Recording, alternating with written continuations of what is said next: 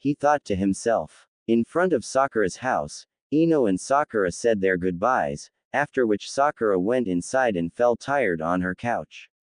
Sighs, this day wasn't what I expected. Sighs. What the hell happened? Everything was going fine until Lee-san invited himself and everyone else. How can I like Naruto and go through all this? Sigh, what's wrong with me? And what was Hinata's problem? Bothering me and Naruto while we were talking so nicely. This made her emerald eyes frown. Hinata. She likes Naruto, that's just my luck, right? I finally accept I like the Dobi and someone else shows up, oh well. I'll just have to beat her. After all, who would pick a shy girl over me? She smiles and looks at the ceiling. Beside, I have the advantage, I'm Naruto's teammate. Her smile faded, that didn't work with Sasuke-kun now. Sasuke. I should try to see him. I don't have time right now. I'll go see him later, right now I need to talk to Naruto. Tomorrow at our mission I'll talk to him, it's AC class so I should have plenty of time to talk, and if Lee's bothering me, I'll send him on a patrol or something. She smiled at her thoughts, stood up and headed for her room. Hinata sat alone on her bed, her legs hugged by her arms, and tears in her eyes. Tears she had shed so many times, even though today she tried to fight the best that she could and still it wasn't enough to defeat her opponent, let it be on the battlefield or in life itself. She knew she took a step forward, but in her eyes Sakura had made a dash leaving her behind.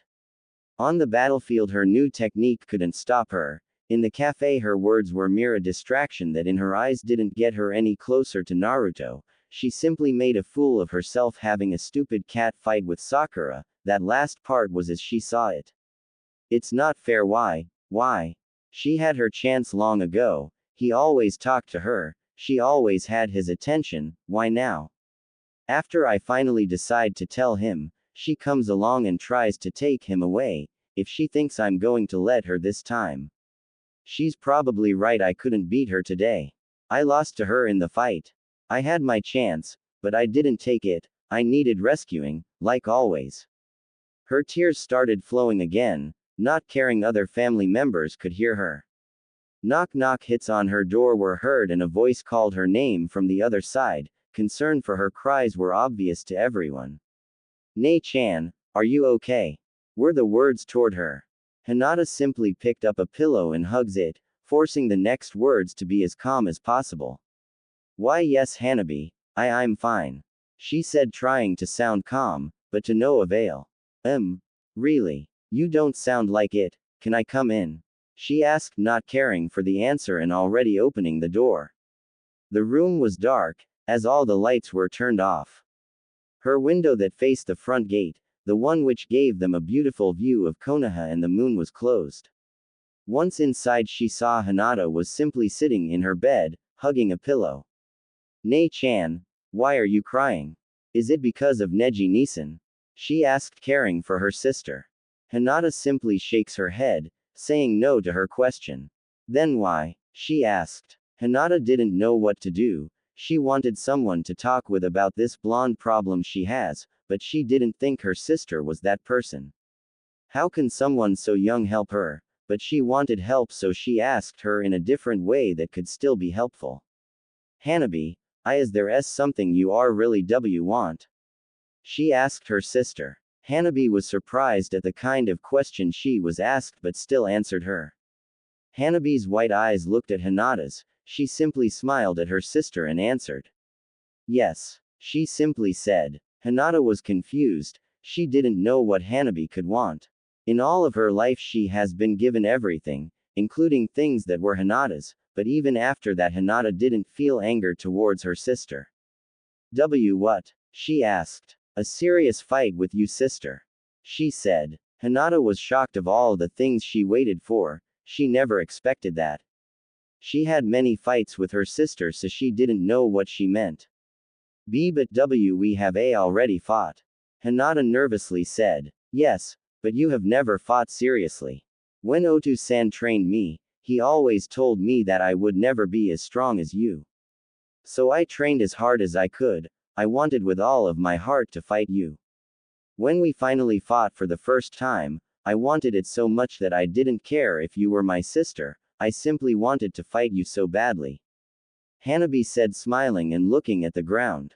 But, when we fought, you didn't fight seriously. You have never fought seriously, that's why I still want to fight you, that's why every time we fight, I push my feelings to the back of my mind and give it all my all, hoping that you will fight me seriously, and I will keep doing it, until I get what I want. I just want to know if I'm stronger than you, I just simply want to know. I don't care if I lose when we fight, I just want that. She said to her. After those words, the girls stayed silent, only seeing each other's form in the dark room. Hanabi simply bowed at her sister and left her to be with her thoughts. Everyone fights for what they want. Why can't I? Why do I always hold back? I tried to fight with everything today, just like when I fought Hanabi. I can't let them win anymore, I can't let Hanabi win again. I can't let Sakura win, I can't let her, not this time, not anymore. She stands up and walks toward her window. I can't give up. Like before. Even on the darkest day, a beam of sunlight shines through the darkest cloud. After that, she opens her window, hoping to see her namesake. She sweat dropped. I forgot, it's already night. I guess I'll try, no. I'll go through my cloud tomorrow. After that, she simply stayed, looking at the moon. In a messy apartment, a boy was finishing up a cup of instant ramen he had prepared. Slurp, man, that was good, better than the food at that bug place. He said to himself, rubbing his stomach. There the boy stayed, savoring the taste that was left in his mouth after such a feast. While he digested the food, he had a little time to pass. So he did what he usually did at the end of the day, he went and sat on his own couch and started to think of it. Man, this day was great. He thought with a big grin on his face. Let's see, I got free food, fans and fangirls, hee. I got to see Sakura-chan, Lee, Shino, Ten-Ten-chan and even Hinata-chan. He stated to think about his embarrassing moment he had with the girl. Man, that was embarrassing. I hugged her thinking she was the only one that visited me. What a numbskull I was. I hugged her, that felt nice. I hugged Sakura too, well, she hugged me, that felt good too, and I rested on Ten-Ten's lap, that was new. He started to blush, thinking of the three girls. Here he stayed, thinking of what he knew of Sakura, Hinata and Ten-Ten. If you beat Sasuke-kun, I'll be your girlfriend. He has very pretty eyes. Suddenly those two phrases hit his mind, making the boy sit up straight. Damn it, he cursed, just before he hit his forehead and laying on his couch. Baka, baka, baka. He cursed himself, for not remembering earlier. Man, I wanted to ask them about that. Damn it, I had my chance and those stupid bugs ruined it.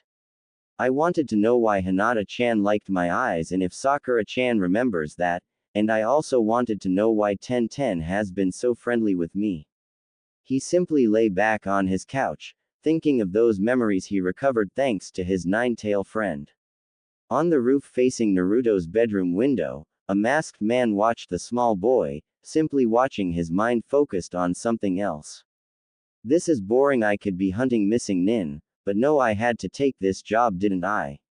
Man, he's getting sloppy. He thought. What do you want? He said to apparently no one. Out of nowhere a gray-haired Junin appeared. Me?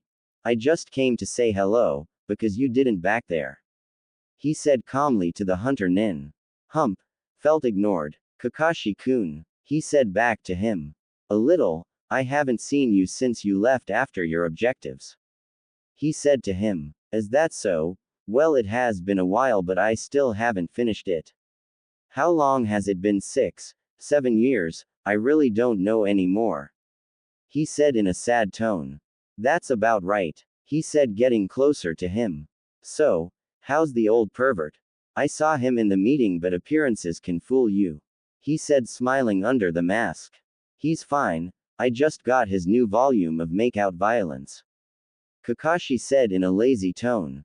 That's great, and my old teammate? Still a bookworm? He asked. Nope, In fact, he's made a name for himself in the last weeks. Kakashi said. The hunter nin turned around and was face to face with Kakashi. Is that so? Who would have thought? Well, good for him, he never was able to beat me in a fight, but he already made a name for himself. That's great, I'll have to go see him after this mission. He said in a happy voice, reminiscing about his old days and friends. Kakashi smiles at him. You already have a name, you're known as the best S-class hunter nin in the Anbu. He said to him. Best. I'm good but not the best, if I was the best I would have already brought him in. He said looking straight at Kakashi. Very well then, Kakashi said smiling under his mask and closing his only visible eye. There they stayed looking at each other, then the hunter nin points at Kakashi. I've heard a rumor about you, that eye is it? He said pointing at his covered eye. Yep. He simply answered. Is it for? Yes. Kakashi cut him off. So his plan went into motion. He was very smart, I'll give him that. I never was able to outwit him. He said in a happy tone. Yes, I remember seeing you try a couple of times when I was with my sensei. You three always visited him while he trained us. Kakashi said to him. Yeah, old friends aren't easily forgotten. Even now, what a life, my team has 2 survivors. What about his last teammate? I've heard rumors as well but I don't trust them so much. The hunter nin asked, wondering about him. He's doing fine, there was an incident with him years ago, but he is fine. Kakashi said gladly. Well, at least there's still one of that team left. Kakashi simply nods. Well, that's the life of a shinobi after all. The hunter nin said looking at the moon. Yo Kakashi, aren't you going to ever take that mask off? He asked him trying to change the topic. Me. I take it off every time I eat, how about you? Kakashi said back to him. Ha ha ha ha, well in that case you haven't eaten since I've known you, mind you ask. I'll remove it when he's dead, that's obvious. He said in a joking tone. Yeah right, Kakashi said back. Well, I have to get going, are you tagging along tomorrow? He asked the nin. Of course, that's my mission after all. Besides, with what I have seen today, it will be very interesting. He said, catching Kakashi's interest. Is that so? Well, I'll see you there. Well, not see you, but you know what I'm saying, bye. As he waved at him, he vanished. Still the same old baka. Well, at least that hasn't changed in this place. Oh well, tomorrow will be more interesting than today, especially after that meeting they had in the cafe. Oh, and I should say hello to the kid, I don't want him to freak out if by any chance he senses me. He thought, overestimating his abilities and underestimating Naruto's.